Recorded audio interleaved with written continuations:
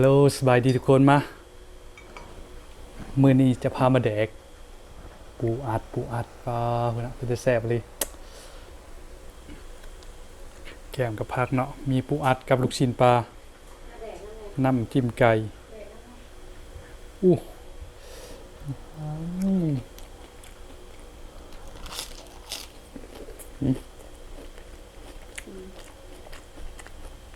เนื้อข้างๆเลยมาเดี๋ยวทำกันอาหารที่เฮ็ดให้กินฮอดตอนยังน้อยมา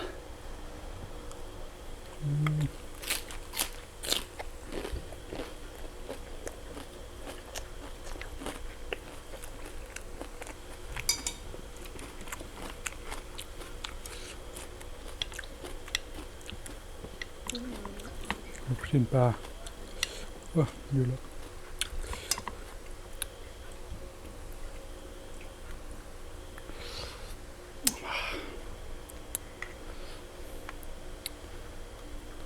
กินแบบนี้แหละคิดฮอดยามเลาะบุญ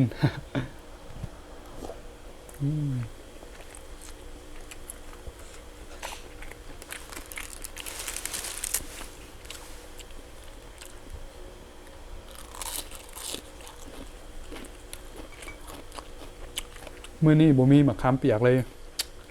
กินแจ่วน้ำจิ้มไก่ปกติต้องเฮ็ดมะขามเปียก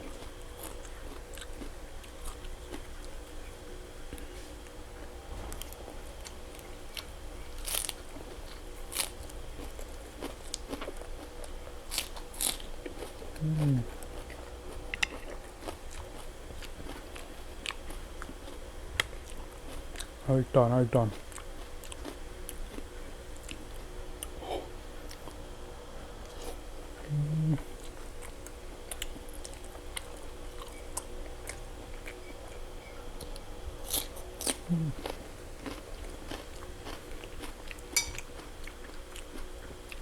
การน้อยก่อน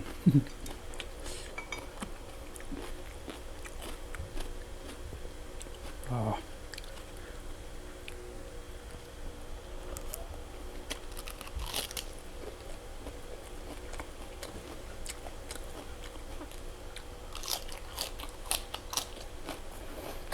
มาเลย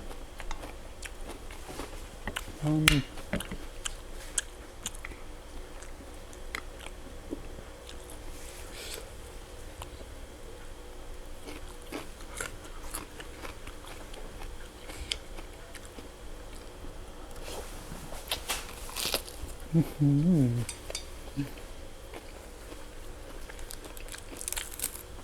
ฟินเลย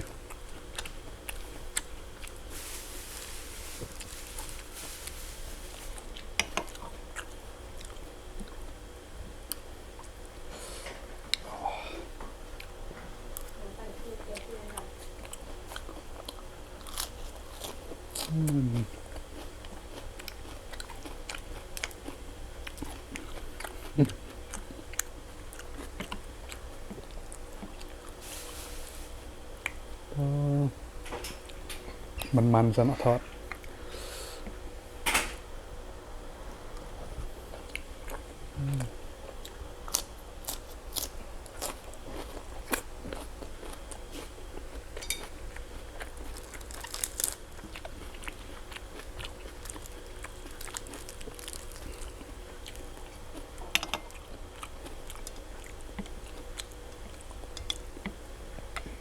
อ๋อ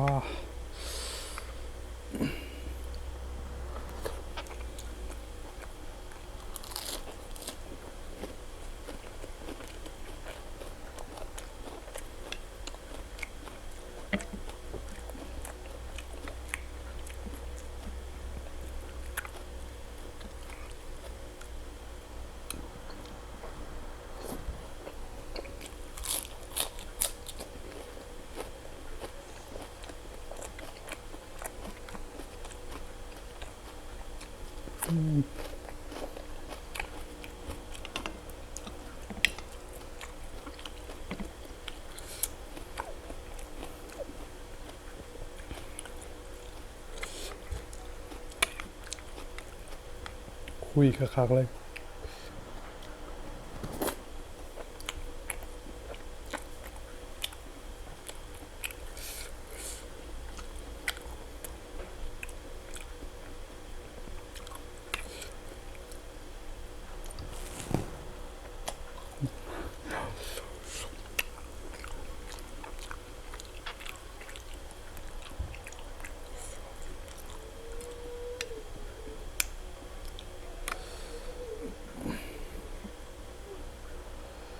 อุ้ยหล่น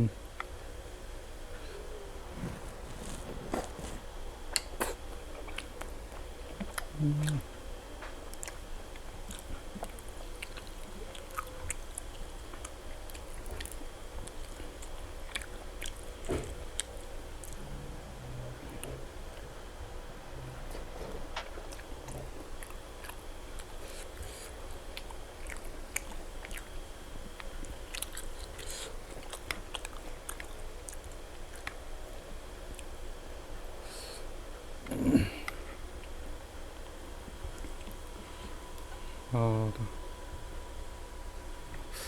อ๋อตัวคัก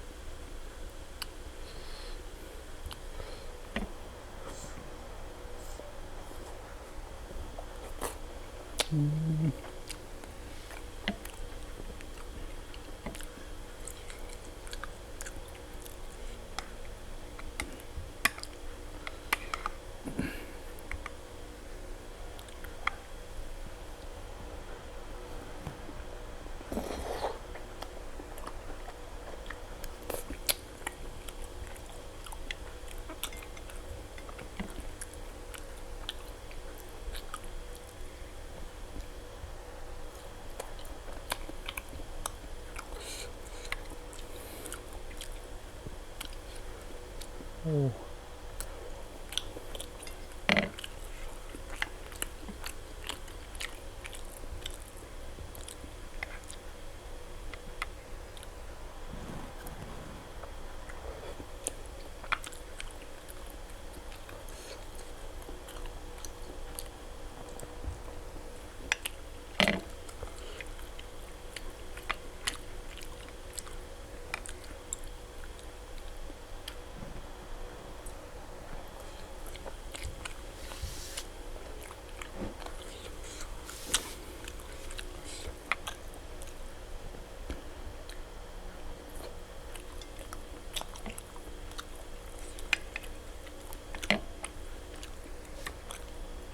ตอนสุดท้ายทุกคนอ่าแป๊บเดียวสวบใส่ตอนสุดท้าย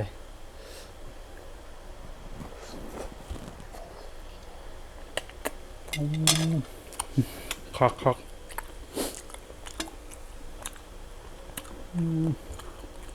ไม่คักหรออ๋อสุดยอดเลยไปก่อนเลยทุกคนขอบใจด้วยฝากกดไลค์กดแชร์ติดตามหน่อยเด้อติดตามกันคลิปต่อๆไป